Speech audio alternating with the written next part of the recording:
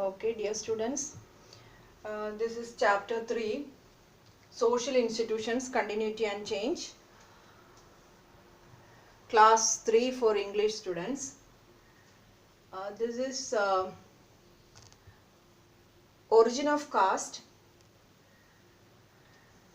Then we are learning features of caste system. These two things are the two topics that we are going to discuss today. Origin of caste system can be asked for 4 marks or 3 marks, and features of caste system usually ask for 4 marks or can be asked as a part of an essay question. Okay, sub question. So first is origin of caste system. Caste system is originated in late Vedic period. Late Vedic period between 900 to 500 BC. Caste system originated in late Vedic period between 900 to 500 BC. This time, caste divisions were not very rigid. Caste divisions means caste system is classified society into various categories. So those divisions were not very rigid, not very strict. Means, what is the meaning of that we will discuss when we come to the 5th point. Okay, so that time in the beginning period caste system was known as Varna system only. So it was Varna system. During the late Vedic period between 900 to 500 BC caste system originated, and this time caste divisions were not very rigid. Then it was known as Varna system, and caste was not decided by birth. Once caste was not decided by his birth, and one can move from one Varna to another. So in the beginning period when caste system originated, that system was known as Varna system, and the caste divisions or caste classifications were not very rigid or not very strict. One can move from one Varna to another. So that is about late Vedic period. So caste system originated during late Vedic period between 900 to 500 BC. This time the caste divisions were not very rigid or very strict, and caste was not decided by birth. One can move from one Varna to another. Then comes the post-Vedic period. Post-Vedic period saw many changes in caste system. Caste system became very rigid or very strict, and once caste was determined by birth. Movement was not common. Movement was not permitted. So that is about post-Vedic period. So caste system saw many changes during post-Vedic period. Caste system became very rigid. Caste was determined by birth, and movement was not permitted or movement was not common. Movement from one caste to another was not common. Okay. അപ്പോൾ ഒന്ന് മലയാളത്തിൽ കൂടെ പറയാം. ജാതി വ്യവസ്ഥയുടെ ഉത്ഭവത്തിനെ കുറിച്ചാണ് നമ്മൾ പറയുന്നത്.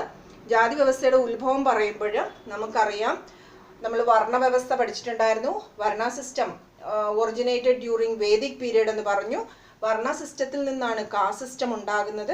അപ്പം എന്നാണത് കാസ്റ്റ് സിസ്റ്റത്തിലേക്ക് മാറിയത് എന്നുള്ളത് കൃത്യമായിട്ട് നമുക്ക് പറയുവാനായിട്ട് സാധിക്കില്ല. ഓക്കെ, നിങ്ങൾ വലിയ ക്ലാസ്സിലൊക്കെ ചെല്ലുമ്പോൾ ഒരുപാട് തിയറീസൊക്കെ നമ്മൾ കാസ്റ്റിൻ്റെ ഒറിജിനെ കുറിച്ച് പഠിക്കുന്നുണ്ട്. അപ്പോൾ ആ തിയറീസൊക്കെ പഠിക്കുമ്പോൾ പല ആൾക്കാർ അവരുടെ പല അഭിപ്രായങ്ങൾ പറഞ്ഞു, എങ്ങനെയാണ് തിയറി ഉണ്ടായത് എന്നതിനെക്കുറിച്ച് പല അഭിപ്രായങ്ങൾ പറയുന്നുണ്ട്. ഇപ്പം നിങ്ങൾ ചെറിയ ക്ലാസ്സിലായതുകൊണ്ട് you are in class 12, so you don't need that much complicated information. So late Vedic period ലാണ് caste system ആരംഭിക്കുന്നത്. Late Vedic period between 900 to 500 BC എപ്പോഴുമാണ് കാസ്റ്റ് സിസ്റ്റം ആയിട്ട് അത് മാറുന്നത്. ആൻഡ് ദിസ് ടൈം ഈ സമയത്ത് കാസ്റ്റ് ഡിവിഷൻസ് ഒന്നും തന്നെ അത്ര റിജിഡ് ഒന്നും അല്ലായിരുന്നു. ഒരു കാസ്റ്റിൽ നിന്ന് മറ്റൊരു കാസ്റ്റിലേക്കുള്ള മൂവ്മെന്റ് ഒക്കെ permitted. One can move from one varna or own caste to another, and caste was not decided by birth. ഒരാളുടെ ജനനം ഒരിക്കലും ആ സമയത്ത് അയാളുടെ കാസ്റ്റ് നിർണ്ണയിക്കുവാനായിട്ട് ഉപയോഗിച്ചിരുന്നില്ല. ആർക്കും ഏത് കാസ്റ്റിലേക്കും പോകാനുള്ള സ്വാതന്ത്ര്യമൊക്കെ ആരംഭകാലത്ത് ഉണ്ടായിരുന്നു. Then comes post Vedic period. വേദകാലത്തിന് ശേഷം many changes, ഒരുപാട് ചേഞ്ചുകൾ ഈ ഒരു പീരീഡിൽ ഉണ്ടായിട്ടുണ്ട്. അതിൽ ഏറ്റവും പ്രധാനപ്പെട്ടതെന്ന് പറയുന്നത് caste system became very rigid. Strict ആയി ആരും ഒരു ജാതിയിൽ അംഗമാകാം എന്നുള്ളതൊക്കെ വളരെ സ്ട്രിക്റ്റ് ആവുന്നു. മെമ്പർഷിപ്പ് ബിക്കെയിം ഒരു കാസ്റ്റിലെ മെമ്പർഷിപ്പ് എന്ന് പറയുന്നത് സ്ട്രിക്റ്റ് ആയിട്ട് മാറുന്നു. Became rigid and determined by birth. ഒരാൾ ഏത് കാസ്റ്റിലാണോ ജനിക്കുന്നത് ആ കാസ്റ്റിൽ തന്നെ അയാൾക്ക് തുടരാൻ സാധിക്കുന്നുള്ളൂ. അയാൾക്ക് ഒരു കാസ്റ്റിൽ നിന്ന് മറ്റൊരു കാസ്റ്റിലേക്കുള്ള മൂവ്മെന്റ് അനുവദനീയമായിരുന്നില്ല. Movement was not permitted, movement was not common. So that is all about origin of caste system. This can be asked for 3 marks or 4 marks. So the thing that you have to keep in mind is 2 sections are there. Late Vedic period beginning ആണ്, പിന്നെ post Vedic പീരീഡിൽ ഒരുപാട് മാറ്റങ്ങൾ ഉണ്ടായിട്ടുണ്ട്. Many changes, became very rigid. One cannot move from one caste to another. Caste was determined by birth. അത്രയും പോയിന്റാണ് post Vedic പീരീഡിൽ ഓർത്തു വയ്ക്കാനുള്ളത്. മനസ്സിലായല്ലോ? Then comes features of caste system. Caste സിസ്റ്റത്തിന്റെ സവിശേഷതകൾ. ഫീച്ചേഴ്സ് ഓഫ് കാസ്റ്റ് സിസ്റ്റം, ജാതി വ്യവസ്ഥയുടെ സവിശേഷതകൾ. There are 6 features. This part is very important. You have already learned about the features of caste system in first year class when you studied G.S. Gure's theory. There you learned about the definition given by G.S. Gure, and that definition we learned with the help of this note, this 6 characteristic features. G.S. Gure defined caste on the basis of its features, and you have learned 6 features given by G.S. Gure. Slight differences are here, but this is a general feature of caste system. Okay, first one is caste is determined by birth. ജാതി ജന്മനാ നിർണയിക്കുന്നതാണ്. എല്ലാവർക്കും അറിയാം cast is determined by birth. ജാതി ജന്മനാ നിർണയിക്കുന്നതാണ്. Now how can we explain that? There is no choice. Caste is never a matter of choice. One cannot choose. I cannot choose my caste. എനിക്ക് എൻ്റെ ജാതി ഏതെന്ന് എനിക്ക് ഡിസൈഡ് ചെയ്യാൻ പറ്റില്ല. അപ്പം no choice. And child is born into the caste of parents. ഒരു കുട്ടി അവരുടെ രക്ഷിതാവിന്റെ ജാതിയിലേക്കാണ് ജനിച്ചു വീഴുന്നത്. So that is about caste is determined by birth. ജാതി ജന്മനാ നിർണയിക്കുന്നു. There is no choice. One cannot choose one's caste, and child is born into the caste of parents. ഒരു കുട്ടി അവരുടെ രക്ഷിതാവിന്റെ കാസ്റ്റിലേക്കാണ് ജനിച്ചു വീഴുന്നത്, അല്ലെങ്കിൽ അവരുടെ കുടുംബത്തിന്റെ കാസ്റ്റിലേക്കാണ് ജനിച്ചു വീഴുന്നത്. That is the first feature of caste system. Second one is there are strict rules about marriage. ജാതിക്കകത്ത് വിവാഹ സംബന്ധമായിട്ട് സ്ട്രിക്റ്റ് റൂൾസ് ഉണ്ട്. There are strict rules about marriage, and we have already learned in the chapter social institution endogamous marriage. Right? What is endogamous marriage? Endogamous marriage is marriage within one's own group. Group means caste or class or anything. Marriage within one's own group is known as endogamous marriage, and caste is following endogamous marriage. That means caste, or particular caste person should marry or should select a partner from his caste only, his or her caste only. So caste is endogamous. Marriage within one's own caste. ഒരാൾക്ക് അയാളുടെ ജാതിക്കകത്ത് നിന്ന് മാത്രമേ വിവാഹം കഴിക്കാൻ സാധിക്കുന്നുള്ളൂ. അതിന് നമ്മൾ മലയാളത്തിൽ എൻഡോഗാമസ് മാരേജിന് നമ്മൾ മലയാളത്തിൽ സ്വഗണ വിവാഹം എന്ന് പറയുന്നു. ജാതി സ്വഗണ വിവാഹത്തിന് പ്രോത്സാഹിപ്പിക്കുന്നു. ജാതിയിൽ വിവാഹ സംബന്ധമായിട്ട് ഒരുപാട് നിയമങ്ങൾ ഉണ്ട്. Caste is endogamous and marriage within one's own caste is permitted. Okay, now third point, there are rules about food and food sharing. ആഹാരം കഴിക്കുന്നതിനെയും ആഹാരം പങ്കുവെക്കുന്നതിനെയും കുറിച്ച് വ്യത്യസ്തമായിട്ടുള്ള നിയമങ്ങളുണ്ട്. എന്തൊക്കെയാണ്? വാട്ട് ടു ഈറ്റ്, എന്ത് കഴിക്കാം. വാട്ട് നോട്ട്, എന്ത് കഴിക്കാൻ പാടില്ല. വിത്ത് ഹൂം ഓൺ ക്യാൻ ഷെയർ ഫുഡ്, ആരോടൊപ്പം ഇരുന്ന് ഫുഡ് കഴിക്കാൻ പറ്റും, തുടങ്ങിയിട്ടുള്ള കാര്യങ്ങളിൽ ഒരുപാട് എന്തുണ്ട്? റെസ്ട്രിക്ഷൻസ് അല്ലെങ്കിൽ റൂൾസ് കാസ്റ്റ് സിസ്റ്റം പറയുന്നുണ്ട്. There are rules about food and food sharing, what to eat, what not, with whom one can share food തുടങ്ങിയ കാര്യങ്ങളിൽ കാസ്റ്റിനകത്ത് റൂൾസ് ഉണ്ടായിരിക്കും. അതിനൊരു ഉദാഹരണം പറഞ്ഞാൽ some higher caste people don't eat non vegetarian food. Okay, ഇറച്ചി മീനൊന്നും കഴിക്കാറില്ല. Some people, some Brahmins never eat food that is taken from food that is growing underground. മണ്ണിനടിയിൽ മണ്ണിലടിയിൽ കാണപ്പെടുന്ന സാധനങ്ങളൊന്നും തന്നെ കഴിക്കാറില്ല. ഉദാഹരണത്തിന് വെളുത്തുള്ളി, സവാള, ക്യാരറ്റ്, ബീട്രൂട്ടൊക്കെ കഴിക്കാത്ത ബ്രാഹ്മണാസ് ഒക്കെ ഉണ്ട്. അപ്പോൾ ഓരോ ജാതിക്കും ഓരോരോ ജാതി, അതുപോലെ സബ് കാസ്റ്റുകൾ, ജാതിക്കകത്ത് വരുന്ന ചില സബ് കാസ്റ്റ്. എല്ലാ ബ്രാഹ്മൺസും അങ്ങനെയല്ല, ചില സബ് കാസ്റ്റുകൾ ചില ഫുഡ് കഴിക്കില്ല. ആരുടെ ബ്രാഹ്മൺസിന് ക്ഷത്രിയരുടെ ഒപ്പം ഇരുന്ന് ഫുഡ് കഴിക്കാൻ പറ്റും, പക്ഷേ ബ്രാഹ്മണർക്കൊരു വൈശ്യൻ്റെ കൂടെയോ ശൂദ്രൻ്റെ കൂടെയോ ഒന്നും ഇരുന്ന് ഫുഡ് കഴിക്കാൻ പറ്റില്ല. തുടങ്ങിയിട്ട് വ്യത്യസ്തമായിട്ടുള്ള നിയമങ്ങൾ, ആരുടെ കൂടെ ഫുഡ് ഷെയർ ചെയ്യാം, ആര് തരുന്ന ഫുഡ് കഴിക്കാൻ, തുടങ്ങിയിട്ടുള്ള കാര്യങ്ങളിൽ റൂൾസും റെഗുലേഷൻസും ഉണ്ടായിരുന്നു. Fourth one is